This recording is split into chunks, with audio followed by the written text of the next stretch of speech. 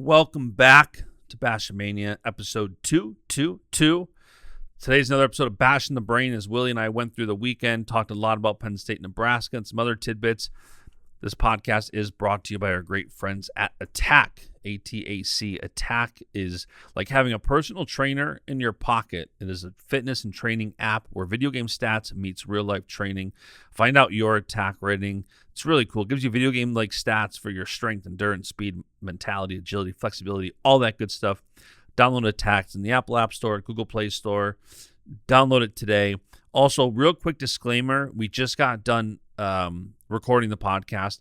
The first 10 minutes, somehow my microphone switched over to my iMac microphone. So I tried editing it out a little bit so it sounds a little bit better. But if you're wondering why it's off, that's definitely why. But after 10 or 11 minutes, it goes back to normal for basically the whole episode. I think it happened again at the very end of the podcast. So I'll look into that. I apologize about that. But yeah, about 10 minutes in. Once we get past Penn State, Nebraska at 125, the rest of the weights are all normal microphone. So, all right. I hope y'all enjoy. All right. We're back. Weekend recap time. Basch The Brain, 9 o'clock on a Sunday night. How are you, Willie? I'm glorious. 5:46 here. I like the time change. Anytime I'm on the West Coast, I can't seemingly get off of East Coast time. That's short term, I know, but I'm like, Oh, it's really this time. It's really that time. Yeah, it's got to be nice over there for that. Well, the weird part is it's nice. It's nice to get up and there's like sporting events like immediately. I mean, sooner than waiting for them on the East Coast. The bad thing is then like, I don't know. Then it's over quicker, right? It didn't. What do you do the rest of the day? Like for me, wrestling ended very early. I've been in Vegas for a couple football weekends, and those are always fun. When like 9 o'clock, college football starts on Saturday, 10 o'clock on Sunday. That's awesome. Not having to wait till 1 o'clock is great. We had an eventful weekend of wrestling, though. Very eventful. What we did, but it was a weird one in that. There was like 2 or 3 weeks ago, there was one like this where for whatever reason, the stars aligned that the schedule was such that there were only 2 or 3 big ones, right? A lot of times there's like 12 pretty solid ones. This past couple, there was a couple times this year, like this weekend, Nebraska, Penn State, Missouri, South Dakota State was a good one. Iowa, Wisconsin. What was the one Friday night? NC State, Cornell. NC State, Cornell, right? But other than that, like there wasn't a whole lot going on. Saturday was little. Virginia Tech Pitt was pretty good. Army West Point was actually awesome. But Saturday was kind of like ho hum. So let's get into the big news. We're just coming off Penn State and Nebraska getting over probably the biggest duel of the weekend. You want to start with that, or what do you want to start with? Yeah, let's start with that. I mean, that was an awesome duel from start to finish. You know, that was one of those duels where every match was a must-watch. There wasn't a weight there where it's like, oh, you can kind of skip this one. Every weight was great. And you always love to see those duels. It was fun, especially like the first half. I tweeted at halftime. Every kid, all 10 kids that wrestled, first 5 matches, it was fun, entertaining. They each showed like a glimpse. Even Baylor Shunk that was in place of Nagel. I mean, he did some tricky stuff. I don't know that he scored, but he fought and he like it made it interesting in a lot of positions. But even that was maybe like the one down match because Nagel was out. I think he's sick. But even that match was interesting from a standpoint of Van Diet didn't get much going early. And you had kind of thought going into the match, after you have Caleb Smith major Braden Davis, you instantly start thinking, you texted me the duel was over. It's 4-0. Call it now. So you instantly start thinking That was the about final score, by the way. The final score is 4-0 Nebraska. that was the team score implication. There was like, can Van D get a major here? Like, so even that down match was still, you're watching it. Van D is exciting. But, to go right from the start, Braden Davis, Caleb Smith, I had said Caleb Smith that this year the seeds, it's so weird because in a normal weight, in a normal year, the seeds do such a better job telling the average fan what you can kind of expect going into a match. Very true. This year, 125, the seed really is not a good indicator of what you're going to see. So you're right. I mean, there's going to be like in 15 years when people look back at brackets, like always happens, people are going to look back and go, oh my God, a 15 beat a 2. And it's going to be like, yeah, if you were in the thick of things that year, that's not even a surprise. Yeah. So, it was surprising. So I had leaned Caleb Smith getting that win, but I did not think he'd get a major over Braden Davis. Yeah, well, it started off, I almost tweeted. If you look, and 125 is my favorite weight, so don't think I'm like hating. It is my favorite weight. It's always my favorite weight to watch. I think they're the most active. I think they're the most dynamic. However, this year, who scores at 125?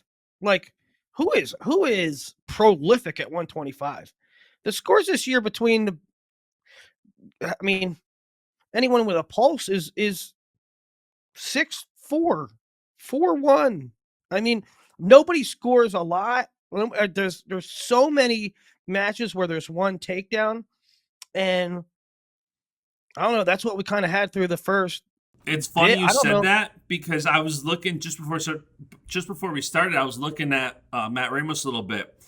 He beat Pat McKee, Drake Ayala, and Dean Peterson 4-1, and Eric Barnett 4-1, 4-1, 4-1, 4-1. All 4 matches, like those top 10 guy in the country, right? I'm certainly not hating on Matt Ramos. Somebody texted me. It might have been you.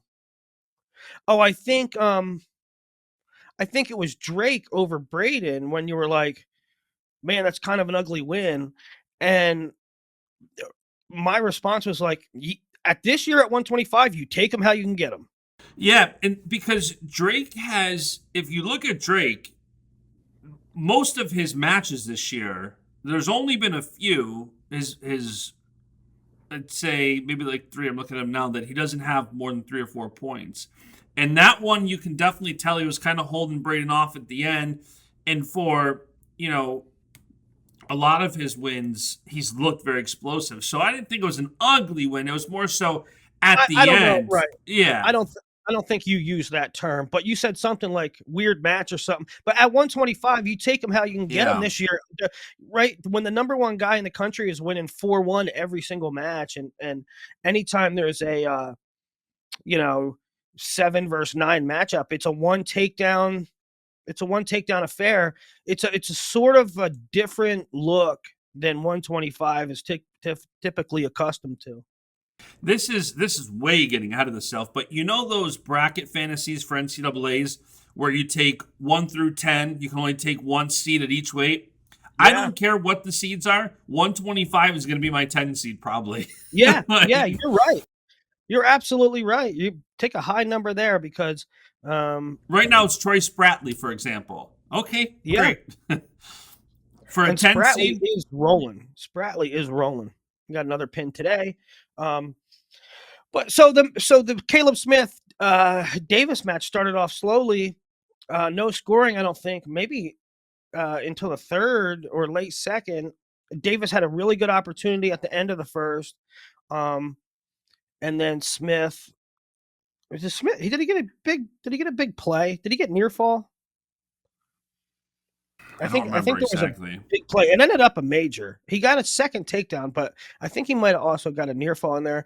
And 125 continues to be winning these little shit situations, and that a lot of times it's the margin between anybody at the top, winning and losing, but it's like 125 from 1 to 25 is always a Yeah. one situation match, and that's kind of how it worked out with Caleb Smith. And I think he's better. He's a smaller 25, and I feel like when he's on the attack, he's better. Now that being said, the first score he had was a misdirection kind of from front head where he just kind of hustled his way around. But it did come off. He was pressuring forward, and Davis shot, and then Caleb scored from front head. So I like Caleb better when he's on the offensive. He gets into some trouble and gets pushed around a little bit when he's being defensive. He's another guy. It's like, I know I said Troy Spratley because he's ranked 10 on Intermat right now. But you got a guy like Caleb Smith right now is seeded 12, and he's got wins over number 1 Matt Ramos, and now number 6 Braden Davis. Like, who knows where these guys are going to end up seeded? But the top 10 at 125 is going to be bananas because everybody's beating each other, and it's going to come down to who can do it in March. Yeah, I mean, I keep waiting for a guy or guys to separate themselves at 25, and it just never happens. Maybe we'll get that a little bit at conferences. Let's see. According to Intermat rankings at Big Tens, there are 1, 2, 3, 4, 5 in the top 12, 6 in the top 14. So Big Ten is going to have a big say in the seeds at NCAAs. Yeah, and it's some of these guys like Stanek, from Lehigh, has only 1 loss, 2 if you count Jack's Forest at the Madtown Open. But it's like some of these guys in different conferences. The top 10 is Big Ten heavy, so it's going to be interesting for sure. Yeah, and then the Big 12 has 7, 8, 9, 10. And EIWA has 2 and 13. That's Unger, but Unger got beat by Camacho, who you picked this week. Oh, no, I just realized it's using my iMac microphone. Hang on a minute. Let me plug in my other microphone. Okay. Why didn't you tell me it sounds like crap? I did notice the difference, but I thought it was because you're in their office, but it didn't sound like crap. It just sounded different. There we go. Does that sound better? Yeah, sounds a lot better. Yeah. I don't understand, though. I don't understand why I have, like, a legit camera, and your resolution always looks much better than mine. It's got to be the Wi-Fi. Your Wi-Fi connection's usually a little slower. But it's probably buffering. But all right, we'll keep rocking here. We'll I'll have to edit that out, or I'll just edit the audio. We'll be fine. All right, so let's go into 133, and you've got No Nagao. He was sick. Jacob Van D gets the win over Baylor. Not too much to talk about there, I don't think. Well, I think Van D went out, boom, takedown, and then you thought there might be bonus possibilities, and with Caleb Smith already having bonus, that a second bonus on there would have been significant, right? 8-0 instead of 6-0, or I mean, it could have been big, but Shunky rode him, I think, the whole second period, and then Van D rode him about the whole third period. So Van D looked good in the first, and then it turned into a very uneventful match. Regular decision, 7-0 at this point for Nebraska, heading into 41, where Nebraska felt really good about the bout. And it was number 1 Bo Bartlett and Brock Hardy, who was ranked. What was he ranked coming in? 7. Ranked 7th. And so, but Brock also had the only head-to-head in their career last year at Big Tens. And I'll tell you, Bo, I used to tweet about it, like, kind of joking around and saying stuff on even podcasts and stuff, how Bo didn't really attack until late, and he would pick his spots, and he'd be a little bit. If you look at his last couple matches, he has scored early. I mean, in his last big bouts, But okay, so then again, he didn't score against Hermes again at first Rutgers. He didn't score like the whole time. But Real Woods, first period takedown. Brock Hardy, first period takedown. He had one today too, because he led 3-1 after the first and then 7-2 after the second, with a minute plus riding time. First period takedowns against both Real and Brock, and so that's a pretty good sign. And I thought Bo wrestled great. This match happened to have a call in it that is dominating right now. People on Twitter, people on message boards, people on whatever. They are talking about the potentially dangerous call late. Now, Bo, I think, got another takedown, and then Hardy got a takedown, and it turned it into a one takedown match. It was 8-6. It was 8-6. Bo had like a minute and 11, minute and 17, something like that riding time. Hardy's in deep on a shot. It gets into a scramble. Hardy has like a position where he could really capitalize on. And there was absolutely, positively no reason to call that potentially dangerous. It was not a potentially dangerous situation at all. Well, and they called it and they stopped it. I did ask a couple people. I asked Chenzo. That was my first go-to. And he said it did look like he kind of tweaked the knee there. But it's very hard to say. You know, it seems like when his knee was bent out a little bit, it seemed like he let out something, a noise, a scream, I don't know. And it seems like the ref reacted to that and said potentially dangerous. It's got so there's a couple things there. Number one, and let me be clear before all people like look into what I'm saying and kind of try to extrapolate what I'm saying before I say it. I am not saying that Brock Hardy would have had that takedown. I am not saying that Bo Bartlett wasn't hurt. I'm not saying that Bo Bartlett faked it. I'm not saying that Bo Bartlett caused the call to happen. What I am saying is that was not a potentially dangerous situation. And you cannot have these sort of inadvertent stoppages. You cannot just stop the match whenever you damn well feel like it, even if you're the referee. And I was talking to somebody that was at the duel, one of the coaches, and they said that, well, Bo said, ouch. Bo said, ow, ow, ow. And they stopped it. That's not the rule. That's not the rule. Yeah, and I'm not a rules guy, so I'm not even going to try there. But people are bent out of shape for two reasons. One is they disagree with the ref's call. I don't know the rule book enough to comment one way or another. But the second thing, the second thing that people are upset about is because the ref called potentially dangerous, Bo was able to take an injury timeout. And they didn't like that. Yeah, but Brock had choice. Because Bo had called the injury timeout.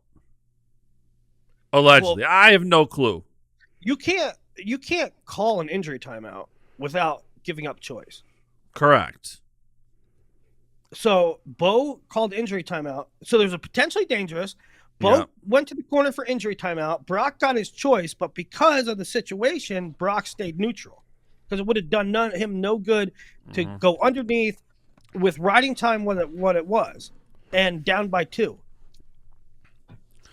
But the thing is, you don't need to know the rule book other than to know that wrestling, that was not a potentially dangerous position, and you cannot call a potentially dangerous if it's not in a potentially dangerous situation. You cannot call potentially dangerous because some guy says, ouch. I actually joked about that on Twitter like 3 days ago. I literally tweeted, I think you should be able to call potentially dangerous whenever a wrestler says ouch. I tweeted that, and that's what happened. Maybe the ref was following you. He must have been. And in a vacuum, I'm not so much worried about it. I'm not. I mean, I don't like the fact that Brock wasn't afforded the ability to see if he could get that score. I don't know. Wrestling's really dynamic. Bo could have done something. Bo could have passed a leg. Bo could have blocked off. Bo might not have been taken down. I don't know. It wasn't an imminent takedown, but it was an opportunity. Well, So, I also think I don't like that Brock didn't get that opportunity. I don't like that it was in the middle of a ginormous duel. I don't like that it had implications for seeding or whatever, or rankings or what have you. I don't like any of that. But it was just one match. However, the grand implications are that if referees do that, what are we doing? Like, could you imagine an NCAA semifinal? What if that was an NCAA semifinal? I would lose my mind. well, That cannot be the NCAA product. That cannot happen. that's kind of why, like, I refrained from a couple of responses to some of these tweets. That if you read the tweet without context of what you're saying, these people are acting like it was a 1-1 match in overtime with no time left in the clock, and the match is over. Brock Hardy won, everything else. But I do understand I understand your higher level overview of the greater context for what this means. There are people, though, acting like Bo Bartlett didn't score 9 points. There wasn't 30 seconds left in the clock. Fans are stupid. They go overboard. Just like the stupid people last week, not even last week, Monday, they were saying, oh, Braden Davis has an asterisk. No, he doesn't. Number one, he won the match. Number two, that wasn't a takedown. I was told Bo Bartlett is 16-1 today. Right? I mean, that's stupid. It's stupid. It's not Bo's fault. You don't give Bo Bartlett an L. You don't knock him down a peg. What you do say is, I mean, I have a hard time almost like thinking about things just in and of themselves. Yeah. I never No, and I get that. I never look at a wrestling match and it's almost a bad thing, though. It's almost like I'm a victim of. Instead of being a victim of the moment, I'm like the opposite of victim of a moment guy. I'm like, anything that happens, I'm thinking, what does that mean for NCAAs? What does that mean for next year? Is he going up? Is he going down? What does that mean for their lineup? Hey, how did you like Bo's last match at Rec Hall? Could be Bo's last match. Did he ever get back to you? We'll have that conversation off air. All right. So, by the way, and that's another sad thing. There's a lot of laughs going on. Listen, right? I forgot when we were having the show. He came on the podcast a couple months ago, and like I think just before the season started, maybe, or around the summer. I can't remember when, but he was on the podcast and he said he doesn't really want to do another year, go through the classes, all that. So anything could change. But if I or he leaned one way, it seems like it's not coming back for a free COVID year next year. But anyways, what I was going to say too is we do now know the Big Ten seeds, because it's got to be Bo Bartlett 1, Real Woods 2, Jesse Mendez 3, Brock Hardy the 4, Lemley the 5. Yeah, that's exactly what it is. So it's going to be... It's so funny, though. It's pretty funny that 141, not funny. It's really interesting that Brock Hardy he beat Bo before. He gave him a great fight today, but he was also in a dogfight with true freshman Sergio Lemley, and he's going to have to go through both of those on that side. Brock Hardy would have Lemley and then Bo and then Real Woods or Mendez. Yep. So but we are going to see, likely, who knows, but it is slated to be a potential Big Ten semi. That's probably, yeah. I mean, if Hardy beats Lemley. It's a semi. Yep, that's what it will be. Those are the seeds. That's what is going to happen. It's one of those weights where it seems like, based on who beat who, that the seeds are pretty set for theirs. So we should see that one again. And you never know what can happen at Big Ten or at NCAAs. So, all right, let's move on. 49. Great match. Man, we talked about it earlier in the season, how much we were looking forward to Ridge Lovett, Shane Van Ness. And we've obviously known for a while now we weren't getting that tonight. But we did get a match where all of a sudden this dog, Tyler Kasich, is up 3-0 on number one Ridge Lovett. And it's like, whoa. Yeah, really nice takedown by Kasich early. Really nice takedown by him early. And then Ridge kind of came back, and Ridge's threat on top proved to be instrumental too. Kasich takes neutral, it was that's what I said. That's what I meant in my tweet. Like, Hardy pushed Bo and lost. Kasich pushed Ridge and lost.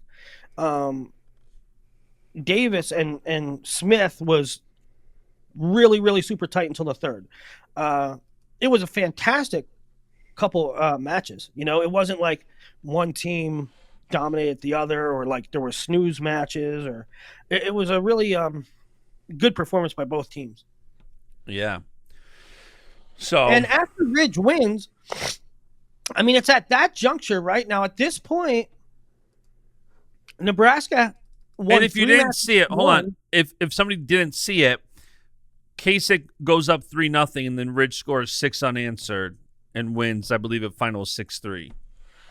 Yeah, so it's at that point, Nebraska wins 3 of 4 matches, and I think Nebraska fans and, well, every fan base in the country that probably wants to see Penn State lose, now you go back and you go, oh my goodness, imagine if Hardy would have finished that takedown and be 4 matches to 0, which is true, but that's what it was. Yeah, so that's 49. 57, Levi Haynes, got to be the wrestler of the night, beats Peyton Robb. And what I had tweeted out that to me really stood out is Levi Haynes is now 3-0 against Peyton Robb, and he continues to widen the gap. He beat him 3-1 in overtime, and then he beat him 5-3, and now he beats him 10-3. This kid continues to impress me. Yeah, and it was especially 2 things stood out to me. Well, 3 things really. One was that Peyton just couldn't get any penetration on him. Peyton wasn't stalling. He wasn't failing to attack. He wasn't failing to engage. He was attacking. Well, I shouldn't say attacking. He had his shots. He got in on legs a couple times, but each time he did, he got stonewalled. Mm-hmm. It looked to me like, now, if you would watch that match, I would say, how the hell is Peyton ever going to score on him? Right? It just doesn't look like he'll get to positions that he'll get to legs, but he wasn't close to finishing any of them. So that was one thing. A second thing is Levi's attack rates, even early. We've seen times this year, maybe like Saldate, a couple times, several times, like Bo, but maybe not as much, where Levi didn't attack that much. Levi's attacking. Okay. Yeah. That's the second thing. The third thing is the gas tank. So everybody knows Levi starts at 57 as a true freshman. There's all these rumors going around that he's going to want to go up. I said from Jump Street, I don't see it. I don't believe it. I don't understand it. He's not that big. And in Levi's own words, he said he walks around at like 65 or something. You walk around 65, you're a 57 pounder. I don't want to hear anything about it's tough to make weight. Okay. So then he does in fact do what the brain says and wrestles 57 again. But at times he looked lethargic. At times he hasn't put up points. At times he's winning matches by the skin of his teeth. So people start worrying. Is Levi the same? Is he cutting too much weight? Is he this and that? Now, sources around Penn State say he is cutting a lot, and it probably won't be a 57 again. So that leads me to believe, all right, we're going to see Levi gutted out for a year, but he's probably the rest of the year, but he's probably not going to be that offensive. Well, in his last few matches, he has been. I mean, he beat Franek. He put 12 or 13 on Franek, and he had a crazy third period pace this time against Peyton Robb.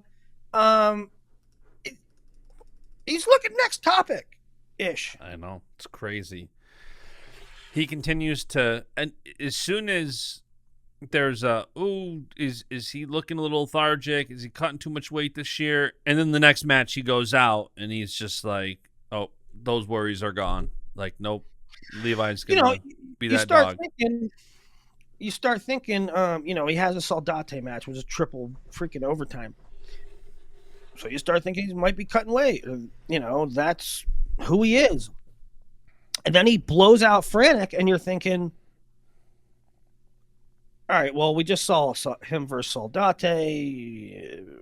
Now he blows out Franek. Maybe there's something not quite right with Franek. But then he blows out Peyton. So you got to think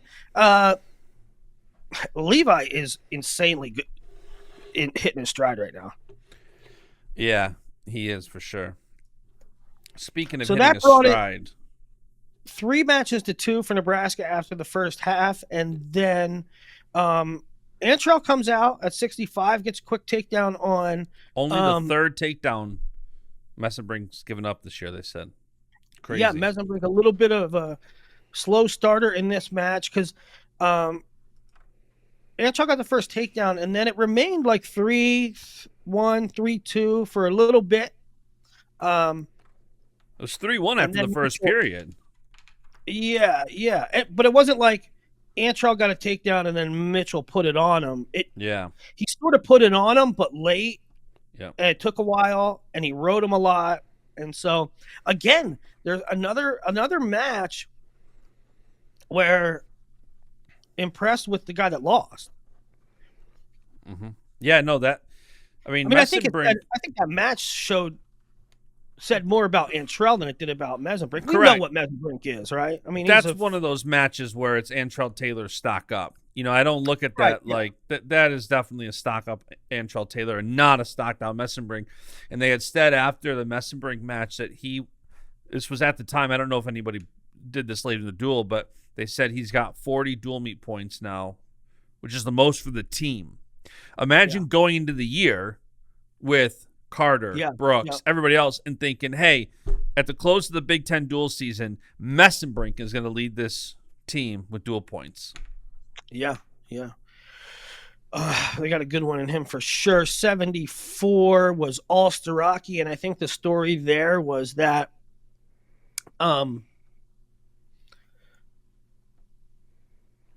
he sat against Michigan, and then he sat against whoever they wrestled that same weekend.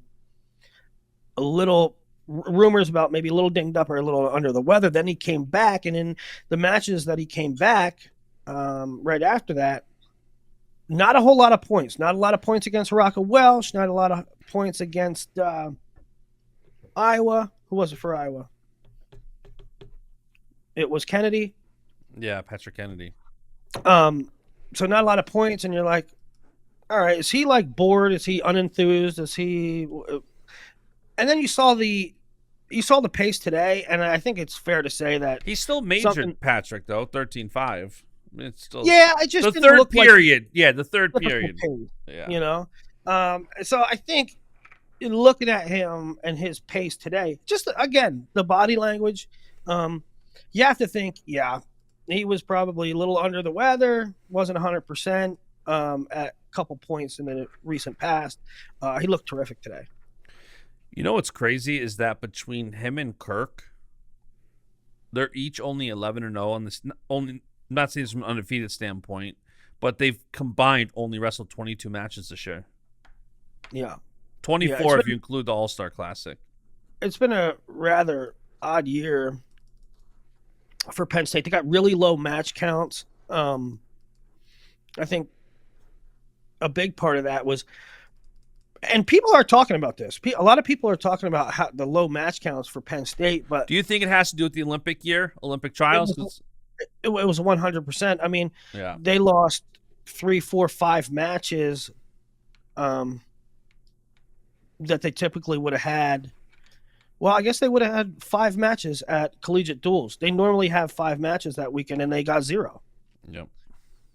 Yeah.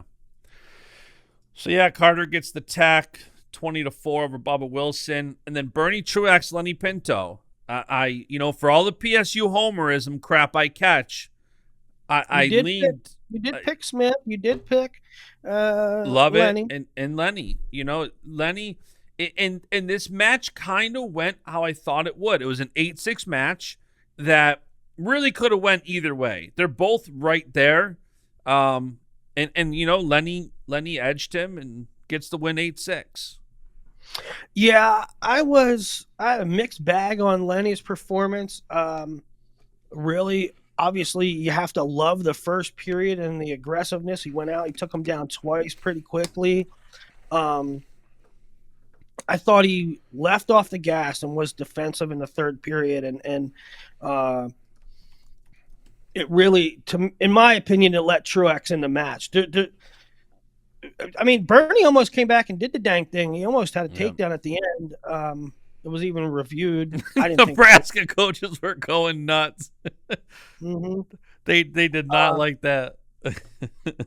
Yeah, they thought, here comes a kale call or something, but it wasn't close, and I was pretty sure it wasn't going to be called, and it wasn't. But the fact that it was even in the balance at that point, Lenny, you need to shut the door. When you can shut the door on an elite opponent, you need to shut the door. And I felt like Lenny backed off a little bit, but I also think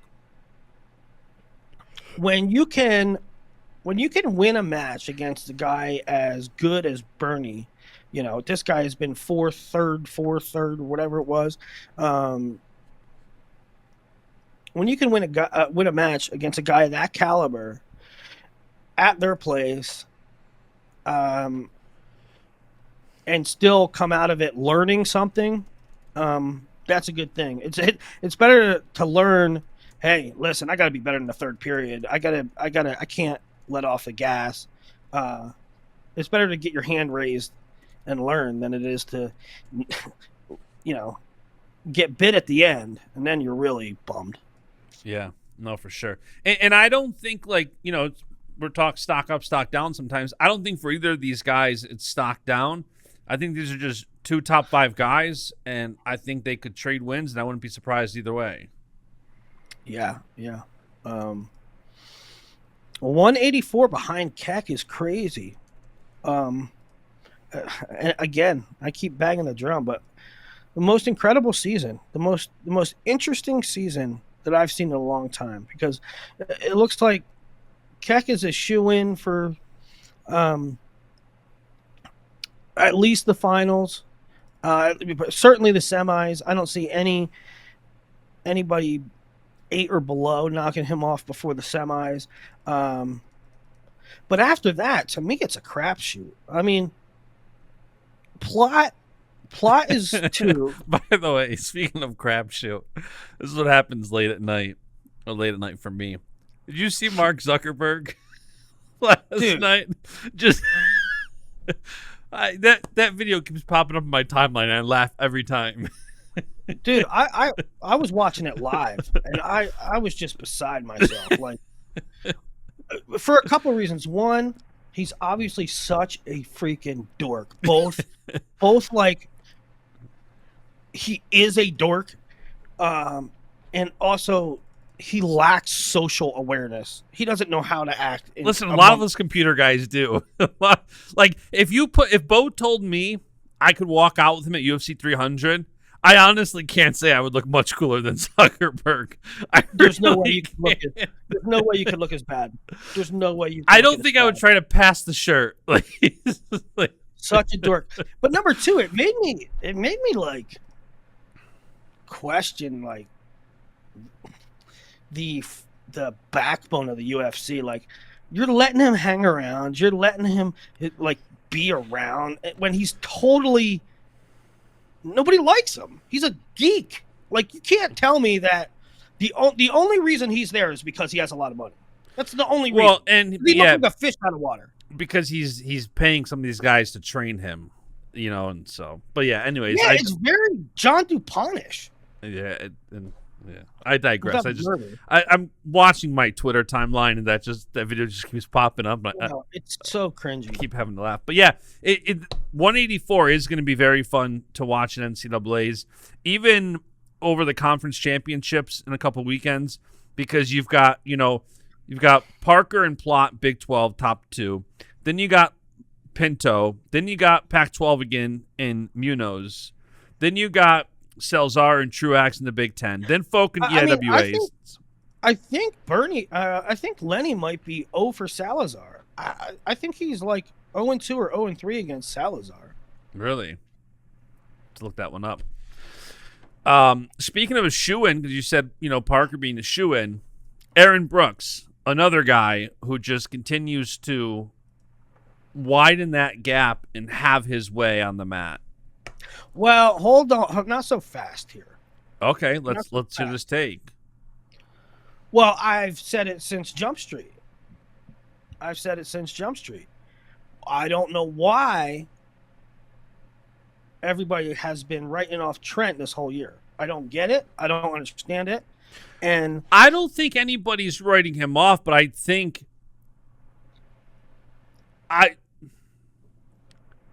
those two seem like a shoo-in for the finals. No disrespect to anybody else in that weight, but you have to say the 3-time champ Brooks is continuing to improve.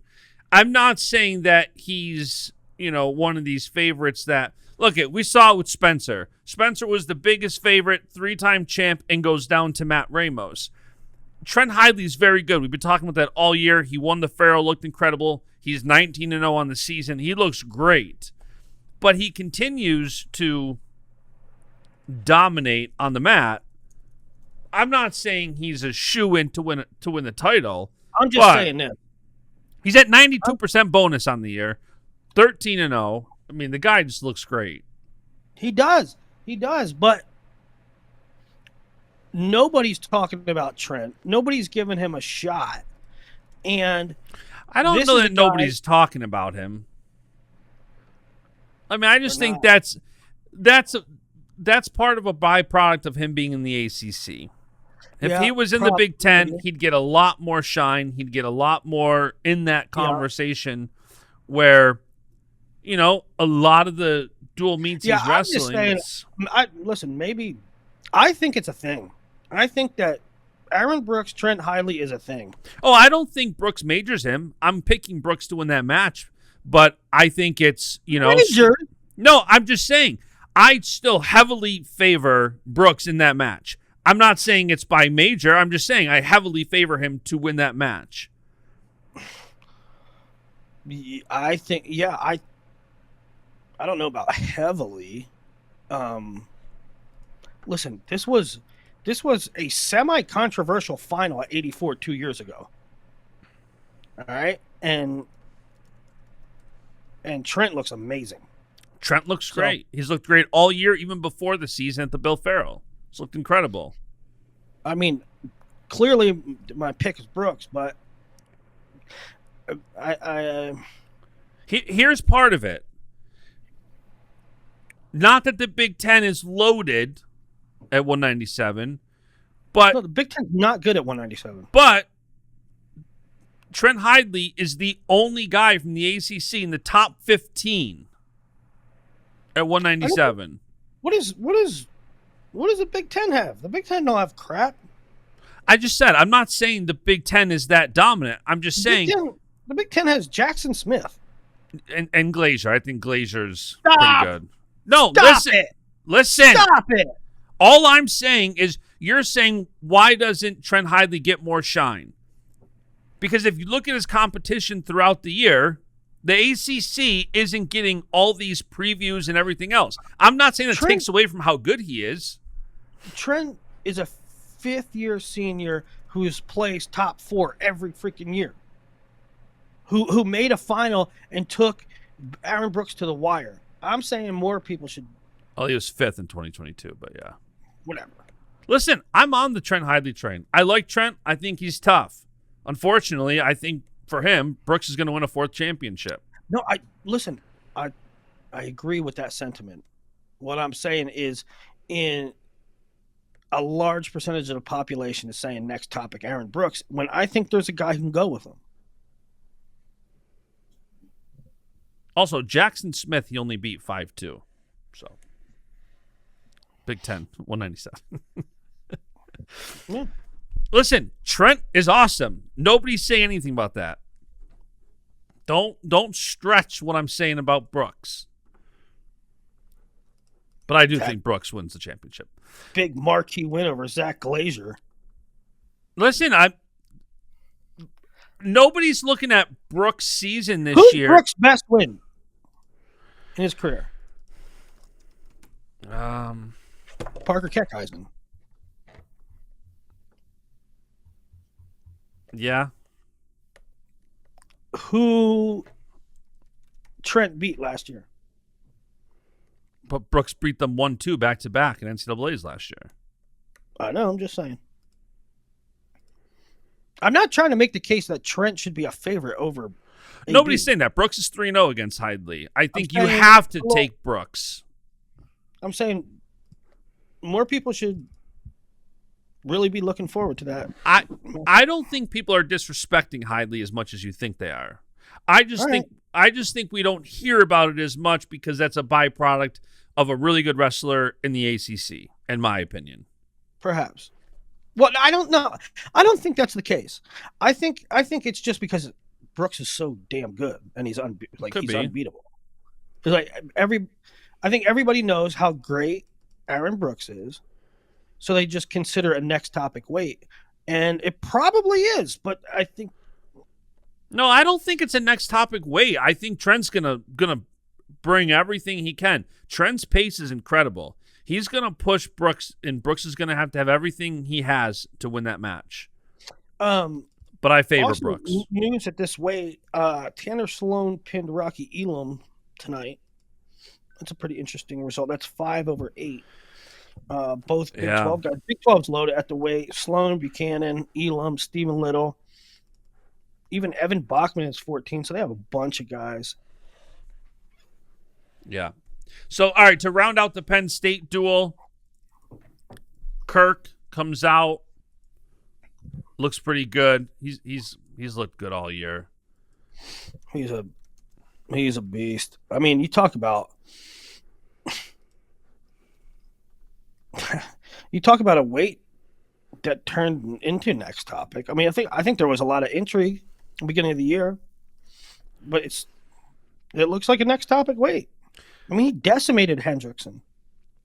Yeah. And he's got 72% bonus on the year. Yeah, he's looked great. Nick Feldman, who's pretty tough, he majored 12-0, beat Lucas Davis in 8-3. He's looked great all year. How many next topic weights are there? 125 is wide open. 33, I don't think is next topic anybody. I think anything can happen there. Not at all. 41 is nowhere close to next topic. No. 49, Ridge is a heavy favorite, but when you have guys like Caleb Henson and the rest of those guys in that lineup, I wouldn't say it's next topic, but I'd say he's a heavy favorite. I think he's the first heavy favorite of the first 4 weights, but I agree. I don't think it's next topic. Yeah. Levi Haynes to this point looks next topic to me. And there are so many. This weight is deep with Teamer and Franek and Blockus, who beat both of them, and P-Rob, Meyer. I guess it's not a next topic weight because there's too many guys, but it might be. He looks great. If that's the version of him. But if you were to put money on this weight, let's just say you put Levi minus 150 to win the weight. I think money in action would push him into a very heavy favorite. Because I think if you're watching him, he's going to have, if you had like a fan poll on who wins this weight, Levi is, I'd say, much like Ridge. I think he's a heavy favorite. But you got guys like Teamer, Franek, Shapiro, Rob, and Don. He's not next topic. No, I don't think it's next topic, but I'd say he's a good favorite. Next topic either. Next topic is a guy like Carter Starocki, right? I mean, that's like a next topic weight. It's like 65 is very tough. I mean, you got O'Toole and Carr, 2 NCAA champs, 1 and 2. No, that's not next topic at all. 74. Carter's pretty next topic. That's next topic. Parker seems right now next topic. Seems that way. Although he did have a close one with Bernie. So maybe not next topic, but like if Parker Keckeisen lost in the NCAA finals, your head doesn't explode. Right, so no, it's not next topic. No, yeah, heavy favorite category. Yeah, Brooks lean heavy favorite, but heavy favorite. Yeah, I don't think it's next topic, but man, it's close. If it's not Trent, then I don't see anybody sniffing him. But Kirkfleet seems next topic-ish. The way he's wrestling right now, it's just, and again, if he didn't beat Hendrickson, and I know that the All-Star Classic is early in the season, and March and November are very different months. If Hendrickson was really coming off a U23 run. And he was banged up a little bit. He didn't wrestle before. But I feel like if we didn't have that match, I feel like there's a lot more intrigue for an undefeated Kirkfleet versus an undefeated Hendrickson. I guess that's true, right? I mean, do you know 5 out of the top guys at 4 out of the top 5 guys at heavyweight are undefeated right now? Or really? As of last week, I don't know if because you had Kirk 10-0, Wyatt 18-0, Younger Bastida 19-0, and Zach Elam 18-0. I'm pretty sure they all won. They all did. That's interesting. And, well, 3 of them are in the Big 12. Yeah, I can't wait for heavyweight at Big 12s. I can't wait. So, I guess you're right. Like, if the All-Star match never happened, and I know I hate when people say that, but yet I'm saying it. If there's ever a time to say it, that's literally the greatest parody you can have in the wrestling season. The All-Star Classic in mid-November and the NCAAs in mid-March. That is a monster differentiator. It's one thing to say it's the All-Star Classic. It's the first event of the year, and that comes with some cautionary footnotes, right? Like, okay, it's a first time down. It's the first competition of the year. People might not be clicking on all. They're not peaked, right? They're obviously not peaked. Okay, so that comes with a little bit of a disclaimer. But when you throw in the fact that Hendrickson wrestled all freaking summer, he was hurt. He wrestled the U23s. I mean, there's a lot of reasons to give him excuses, right? I mean, legitimate reasons. I'm not calling them fake excuses. If you did look at that, just their NCAA match last year, right? I don't think it would be out of the realm of possibility for Hendrickson to be close or to win that match. But by the way, because I know somebody's going to comment and say this, when we were talking 57, Vince Zurban is still undefeated, Northern Colorado, and we just saw somebody do that, Andrew Alirez, and win the national championship. I'm not discrediting Zurban at all. I just haven't watched him wrestle really this year. Well, Northern Colorado didn't wrestle the greatest. Not exactly their fault, though. They went to scuffle, and there's just not a lot of competition. Yeah, he beat Cardenas there, which I think is his best one of the season. Yeah. Which Jacori just beat this weekend. So, I don't know. It doesn't. I know I sound like a hater when I say this, but it doesn't sit right with me that Zerban's projected 2 seed right now. I just don't feel like he earned it. I mean, he kind of did. He wrestled the guys in front of him. Yeah. It's always a tough one. It doesn't feel right to me. Yeah. So that's the Penn State duel. Let's talk a couple other news tidbits real quick. Just because it's on my screen. Audrey Jimenez, she medaled at Worlds in cadets and juniors and U23s while still in high school. I think she won the Open this year too. But she just won a state title in Arizona. She's the first girl to ever do that. That is amazing. Hats off to Audrey. You love to see that. She's Sunnyside, where Roman's from. And I went to I was in Italy for Cadet Worlds the one year she was there, and it just so happened that I landed with Anthony Leone, Sunnyside's coach, RBY's coach. We landed at the airport at the same time, and we took we were supposed to take a shuttle, but I just paid for an Uber or a taxi,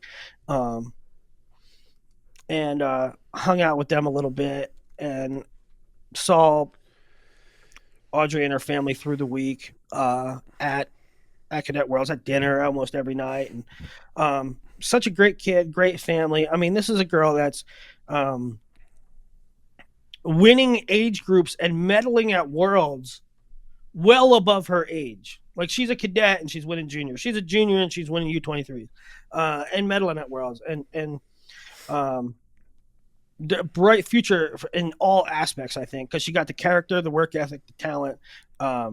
And so I think that she's going to be successful on and off the mat. It's just, I don't know. This is one person that beyond the wrestling, I just think she's a special human. Yeah, and that's why I thought it was worthwhile. It's a major accomplishment. I did have some dweeb that tweeted at me saying it's only the first in Arizona, blah, blah, blah. And I'm like, the graphic literally says that, dude. He was mad that the tweet didn't say it, only the graphic did. And he literally had the gall to ask me why my headline didn't say that. I'm like, bro, are you bored? You good, bro? All right, so a couple some college wrestling things. Iowa, Wisconsin today. Gabe Arnold was in at 184. Not really sure why they put him in. Do you have any insight on that? Any thought? Maybe just the last weekend at home, the last home match of the year. I can see, them giving him the nod one last time to close out his redshirt year. I do think that they need to get Riggins ready and wrestle as many matches as he can. I think they should have used Riggins because Riggins needs as many Big Ten matches as he can get.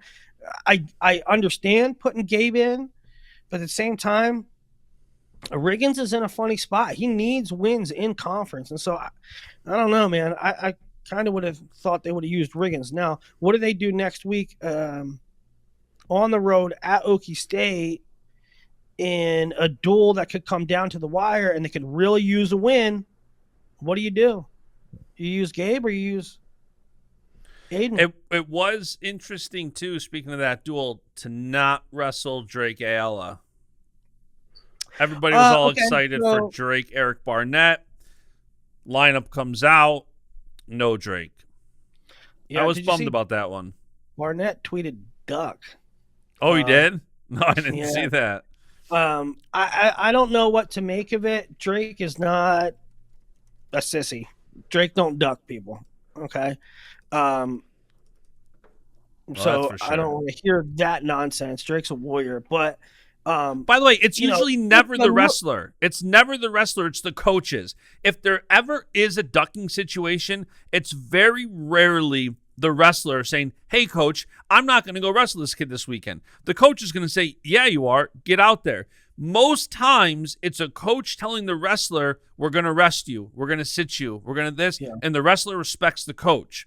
So if anything, even if you think it's a duck, that should always get geared towards the coach versus the athlete. So, there's no way for me to know if it was a seed protection or not. But if you look at it through the lens of would it behoove Drake in the Big Ten seedings not to wrestle this duel?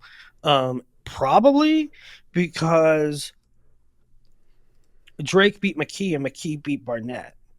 So it probably would help him. Although, again, I don't think that's why they did it, but I don't know.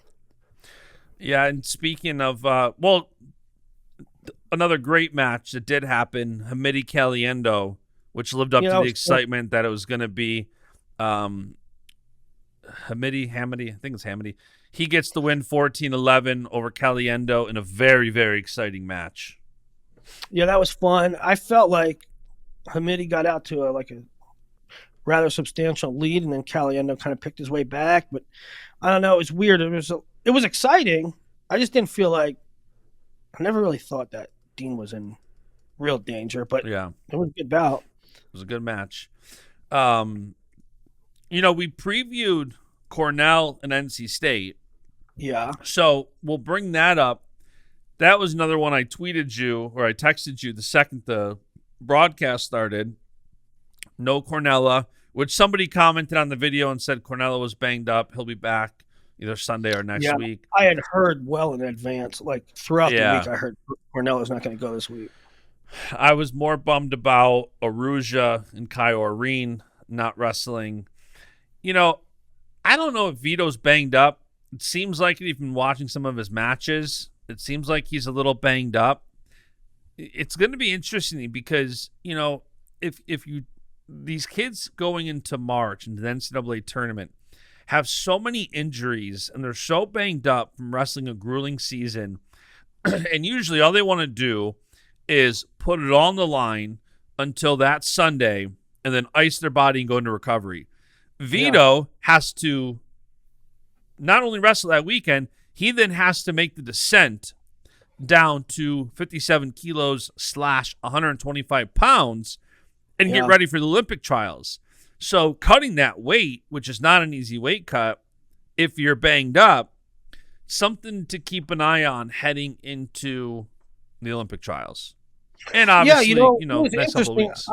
I just watched that's 100% true. I mean, Vito, Dayton, those guys are gonna wrestle 33 at NCAAs, and that's like gonna be, for most people, that's the finale. That's like the start of their grueling train, right?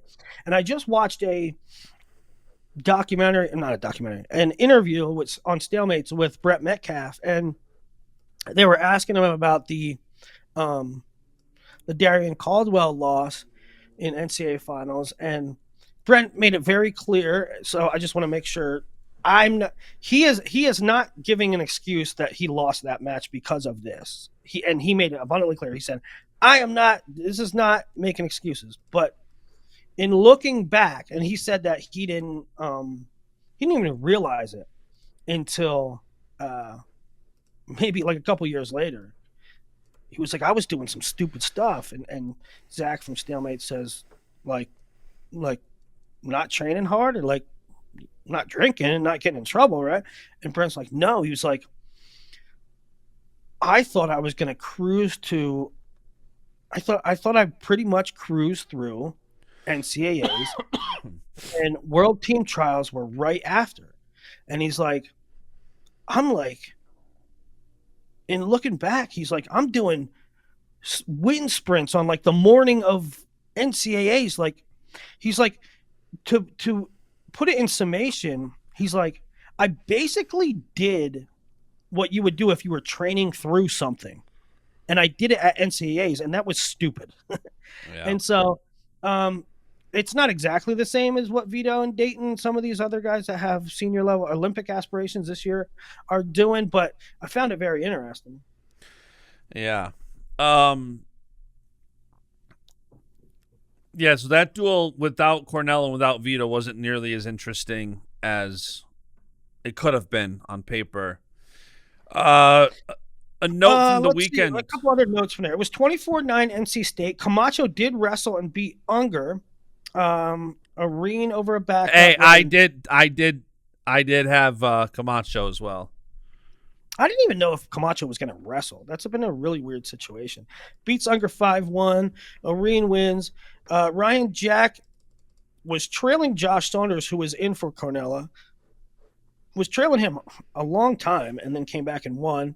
Anderson with a major. Shapiro beat Ed Scott. That was a really fun match. That was a fun one. Like Meyer had an early-ish takedown, and then he threatened like quite often, but then Ed Scott gained a little momentum, not scored, but it looked like, okay, with a takedown, Ed Scott can put this into overtime or even sneak out a win. And then Meyer had a really nice clean finish and put it to bed. Ramirez over Kovacs. Fishback beat Foca. Fishback Good win beat for Foca. Fishback. And he had an early takedown, and then at the start of the third, Foca was in really deep. You're like, okay, he's going to get it, and we're going to be tied and stuff, but he just couldn't finish. He just couldn't finish, and Fishback fended it off. And then that was about, like, Foca's last real good opportunities, and Fishback wins. Hidley over Cardenas 8-2. Treffin won 1-0 at heavyweight. Yeah. Adam Scott named Utah Valley head coach this weekend. Adam Hall. Yeah. Adam Hall, yeah. Yep, I really like that. I don't know for sure. I heard John Reeder might have been interested in it as well. Whatever the case is, they got Adam Hall, and he's gonna be great. That dude is due diligence. That dude is all business. Adam Hall is gonna be a good one. You know, he went to high school like an hour north of me. Really? Mm-hmm. It's funny. He got that job too, and you know, wrestling Twitter can be very opinionated. Right away, nothing but love for Adam. Everybody was like, good. Adam Hall, what a hire, great hire. He's gonna do awesome. Like, it was a universally, and you don't see that often. Wrestling Twitter is pretty divided, and that was just a straight across the board reaction. Yeah, he's universally regarded as a really good, not only assistant coach, because, you know, there's a lot of guys out there that are really good assistant coaches, indispensable. But you don't know if they're going to make good head coaches. You know, just same way there's guys that are really good defensive coordinators, but as a head coach, it's just not going to work. Adam Hall is the whole package, and a lot of people know that. And I think it was very smart for Utah Valley, who announced that Greg Williams was going to be stepping down and retiring at the end of this year, to announce it now. Get a little excitement, get a little buzz. You know who's going to be your head coach. You know he's a great guy. I think that was the right move, PR-wise. Yeah. What other notes you have from the weekend? Just Missouri 21-19 today over South Dakota State, who has having a really good year. They're ranked number 11 in the NWCA poll, certain over Jordan. But, you know, a 2-point loss to Missouri, really close duel. Devos over Mako. Tanner Sloan pinned Elam. Berge over Hawks.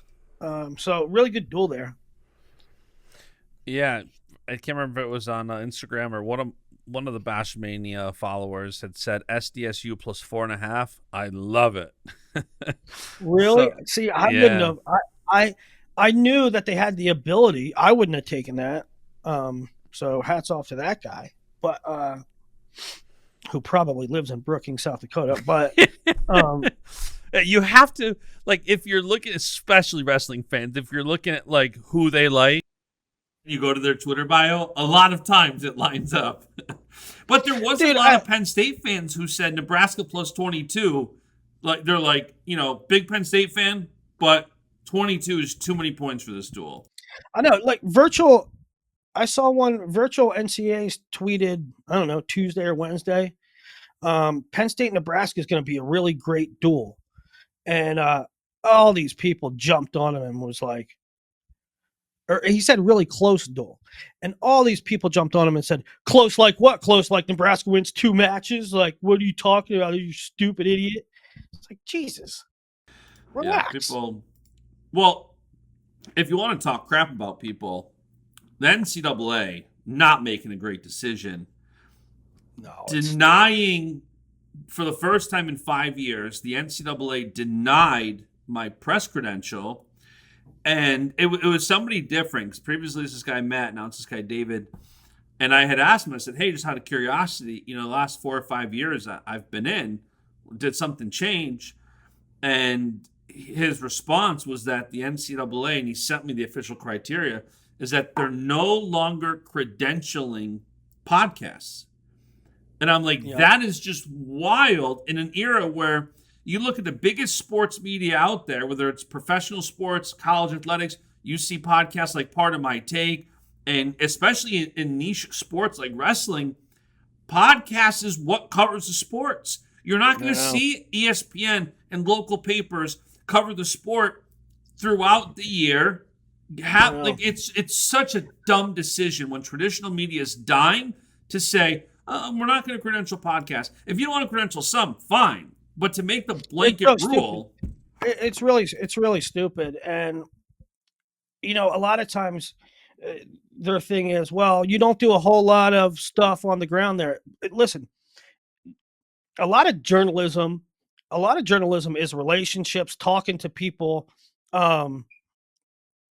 being respected, being allowed to be on the inside. Yeah, sure, you're not reporting on the ground or doing interviews, but you're taking that knowledge and applying it to a popular podcast, a podcast that was nominated for show of the year, right?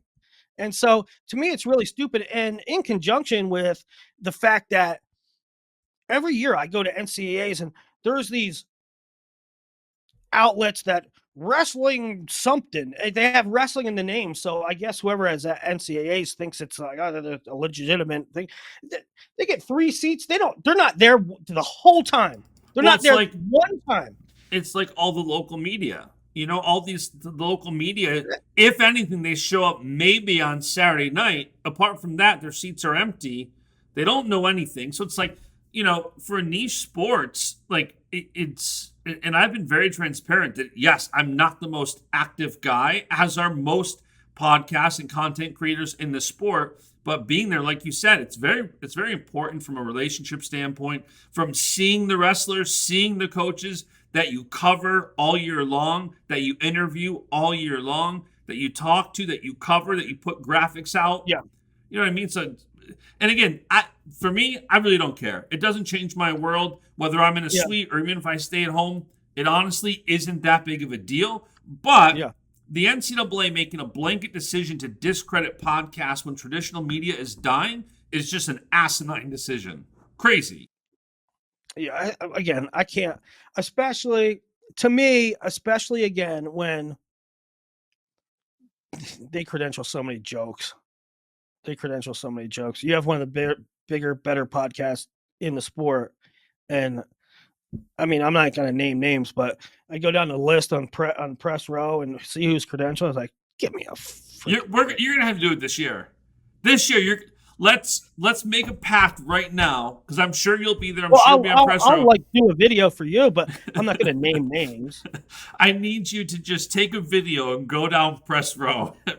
yeah, I don't think it'll be PG, so I don't think it can be on the show. Just give me your commentary as you go past it. And and that's not to crap on anybody that's going. And it's just, again, and this isn't even about me. To be honest, if I decide to stay home for NCAAs this year, it might. Listen, there's a Tony Hager.